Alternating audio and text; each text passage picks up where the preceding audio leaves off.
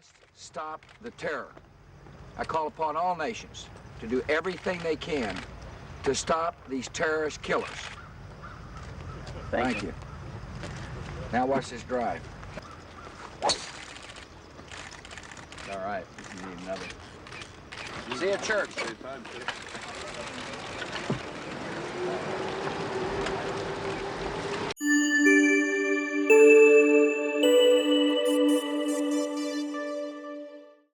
Hey everyone, I want to talk about George W. Bush. I think that'd be a kind of cool thing to do for YouTube today. So we all know him. We know George W. Bush. He was the 43rd president of the United States. He served from 2001 until January of 2009. As of right now, he is 79 years old. He is a former party boy who trained to be a fighter pilot before he worked his way into the oil industry. And he eventually became the governor of Texas in the late 1990s. We all know him as the son of former President George Herbert Walker Bush, and he married Laura Welsh in 1977. Now, Bush narrowly defeated Vice President Al Gore to be the president, and the decision was made via a very controversial Supreme Court decision. And we all know Bush, and we all have our opinions of him. I believe that he was the right man to be president. His personality exuded charisma, charm, strength, calm, passion, patriotism, and he just had the right look to be president. He just had the right look for our history books. And the Democrats gave us Al Gore and then eventually John Kerry. And both of those men came across as being too weak and too incompetent for national leadership. They never would have been the right men to be able to unify the country or articulate our grief during or after 9/11.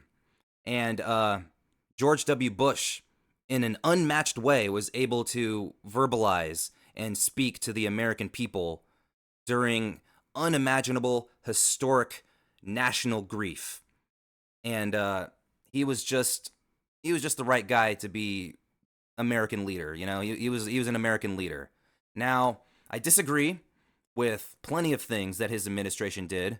The response to Hurricane Katrina was pathetic. The No Child Left Behind Act, while good intentioned, was flawed.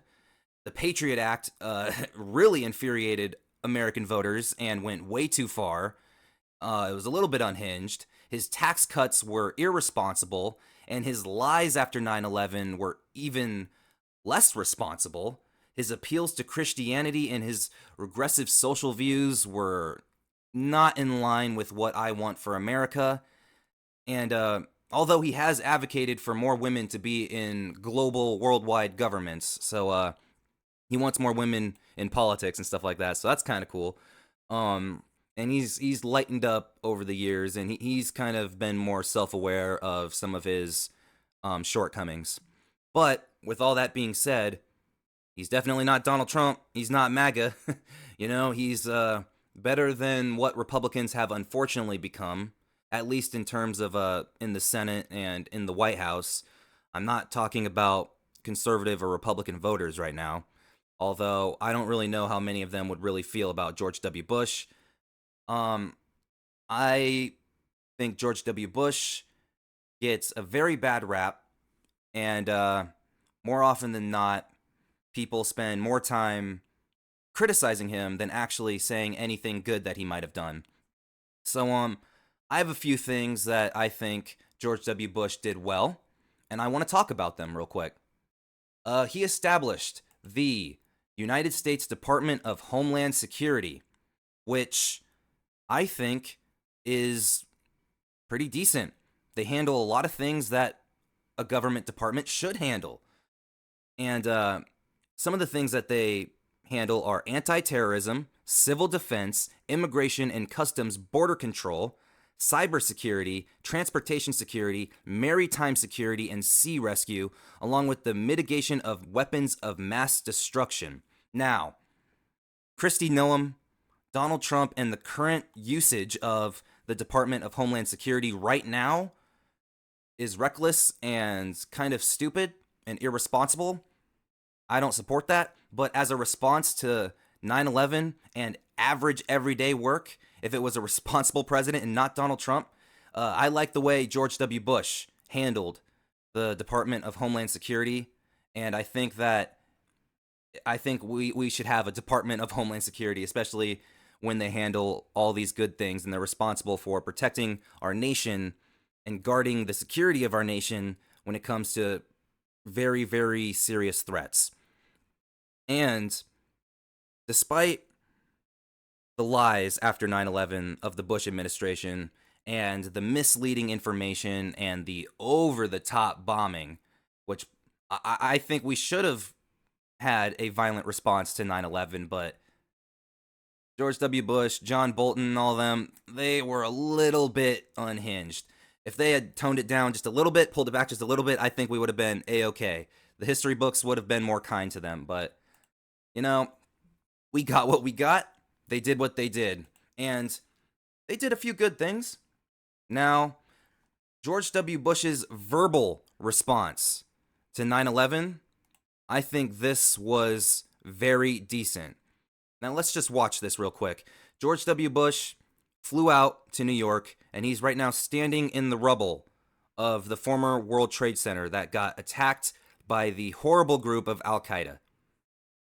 I want you all to know it can't go any louder.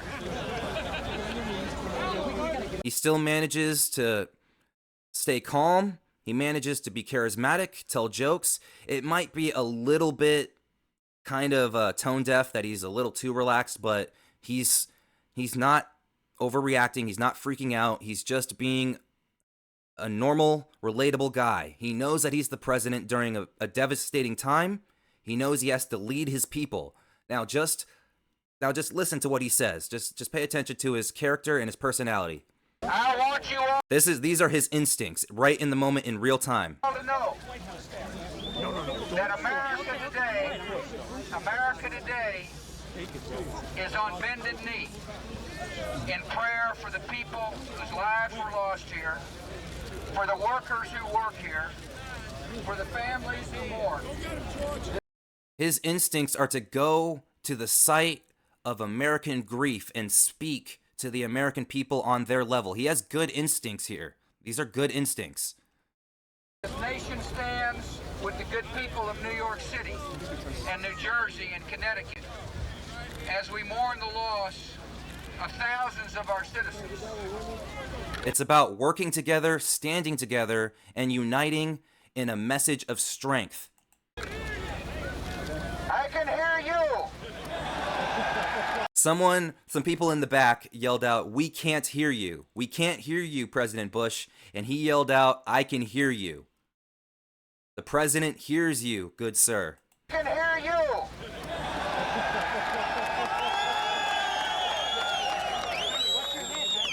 I can hear you. The rest of the world hears you. And the people who knock these buildings down will hear all of us soon. Yeah. Here we go. USA. Do you hear that, everybody? That's the sound of Americans uniting together. That is the sound of strength coming from the United States of America. There is no Democrat, there is no Republican, there is no hatred for your neighbor.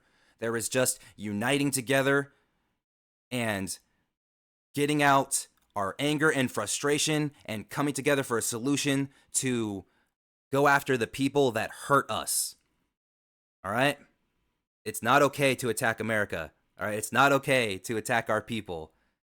And we need leadership, and we need people who can represent the shield of America, which is our strength, our warrior's spirit, our ability to unite and overcome, our resilience.